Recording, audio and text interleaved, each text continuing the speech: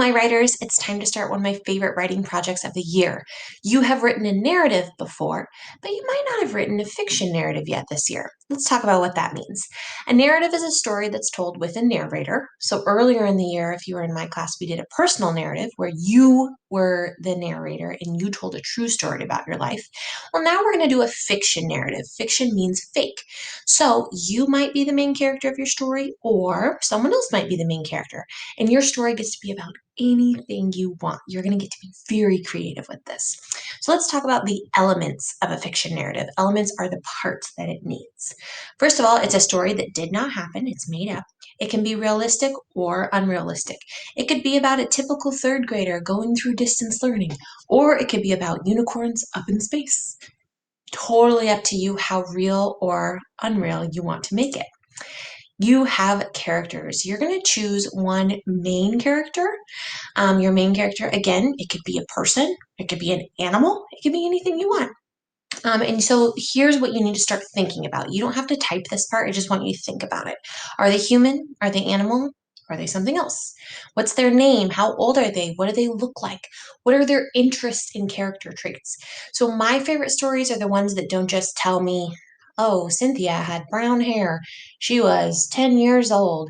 She went to school in third grade, blah, blah, blah, blah, blah. 10-year-old would probably be fourth grade, huh? Anyways, I like the stories that give me a little more. She loved racing dirt bikes.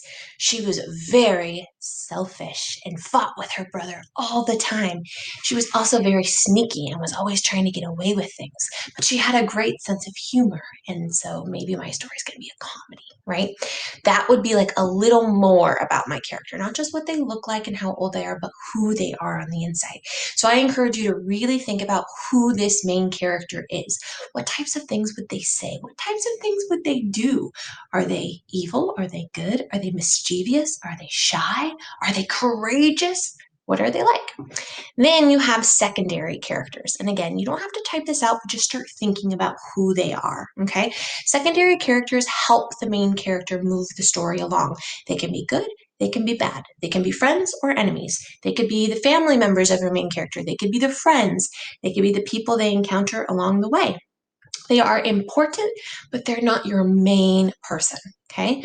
So you do want to think about what they look like, what they sound like, how they act, but you don't have to give as much detail as you would your main character. Okay. The setting has two parts. It's when and where your story takes place. Now, your story might move around a little bit, so you might have other scenes, right? Think of a TV show. Your favorite TV show probably has a main place that things mostly happen, but they go other places in the show too, right? They go to school, they come home, maybe they go to the mall, maybe they go on an adventure, but what's kind of like your main area? Okay. Do you have a place in the United States that your story takes place? Is it in the forest? Is it in a small town? Is it in a big city? Is it somewhere else in the world? Like, what's kind of where is it mostly taking place? And then you could also do a when. Some people like to write stories that take place in the future or in the past. If you don't feel really strongly about one or the other, you can just have a story that takes place in the present and you don't have to tell us which one it is. That's just if you want to. Okay. The where is pretty important though. We're going to want to know the where. Next, you're going to have a problem and solution. This is probably the most important part of a fiction narrative because we've all read those stories that don't really have a whole lot happening and you've got a great character, but the character's not really doing anything and you're kind of bored, right? We don't want that. We need a big problem that your character has to solve. Sometimes there's little problems along the way. That's okay too. But you want one main problem that they're trying to solve for most of the story. Then you need a solution. Okay. We don't want one of those stories that doesn't really have an end. And we're like, well, what happened? Were they okay? Did they get it figured out? Like, you just leave us wondering. We don't want that. We want a nice, solid ending. It's best if the ending is a little surprising, right? Maybe you think you know how the character is going to solve the problem, and then at the end there's a surprise and it gets solved in a completely unexpected way. I love those stories the best. So this is what you want to spend a lot of your time on is your main character, and then what's their main problem and their main solution. Okay. And like I said, you want to spend most of the story really explaining the problem and having them try to solve it. If you want to be really advanced, This is what good writers do. They have their character try to solve the problem and fail once or twice, right? So maybe we're reading a mystery and we're trying to find the bad guy or the bad girl, and the first couple clues we follow are dead ends and they don't work out. And just when we're going to give up, then we solve the mystery at the end, right? Those are the best stories when you have the main character struggle, and then finally get it. So here's what you're going to do today.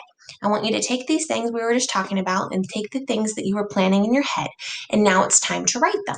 So on your daily 5, you're going to see a couple of links. If you are completely stuck right now, you're like, I have no idea where to start. I'm a great writer, but I'm not great at coming up with my beginning ideas. That was me. Then this is what I would have loved to have when I was in school. If you click on this little story wheel, it's going to take you to a Scholastic website, and it will give you story ideas if you're stuck. You don't have to do this. You don't have to use these ideas. But if you're feeling stuck, sometimes just starting here will get your brain going. Okay? You could pick adventure, fantasy, sci-fi, or you can mix them all up. I'm going to pick adventure because I like my characters to be doing a lot, right? I like a lot to happen. So after you click on this, it's going to ask you to put in your name. Please don't ever put your last name unless it's a school website. So I'm just going to put Mrs. That's my first name. And then pick your grade. And then here you have it. You're going to spin this little wheel here, and it's going to give you some ideas of what you can write about. If you like all of your ideas, you can leave them. If you only like some of them, you can change them out by spinning each individual wheel. Oh, it doesn't look like it works. Let me try again. Hold on. All right, it's finally working. So this says, make up a funny poem about a joyful judge who studies ancient drawings in caves. Well, I know I'm not going to do a poem because my teacher told me I'm doing a fiction narrative, so I'm going to ignore that first one. But here's my main character, a joyful judge who studies ancient drawings in caves.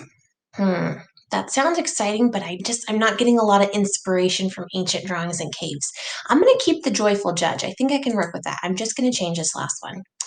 A joyful judge who spends a week in an amusement park. Ooh, I can already tell this is going to be funny. Okay, I've got some ideas now. So now I'm going to go back to my daily 5, and now I'm going to click on my journal, and this is going to take me into my writing journal.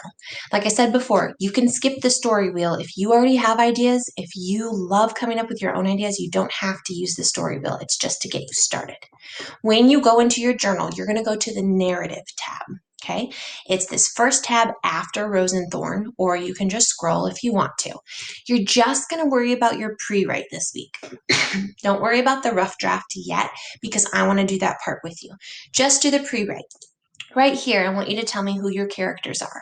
I need a main character that you really describe and maybe 1 or 2 secondary characters. Now, I'm not just looking for you to tell me my main character is a judge. I want a little more. So I'm going to say Judge Murphy. He is really old. He is, he's joyful. I know that. And he tries really hard to impress his grandkids. Oh, this is going to be funny. That's why he's going to the amusement park. Okay. But they think he's boring. Oh, poor Judge Murphy. Okay, so there's my main character. Now I can add some secondary characters as well. I'll go back and do that, but you get the idea, right? I want your main character, but I want to know a little bit more about them. Now, I did his character traits. I didn't say what he looks like, right? Other than he's really old. So I might need to go back and add some more detail. I'm going to move on to setting here. I know my story is mostly going to take place in an amusement park. I'm going to do the Clark County Fair because I used to love going to the fair when I was little. I'm going to take place at the Clark County Fair, and it's just in present time. I'm not going to write in the past or in the future. It's just a normal story taking place now. Okay, here's the plot. This is important. These are the 3 main things that happen.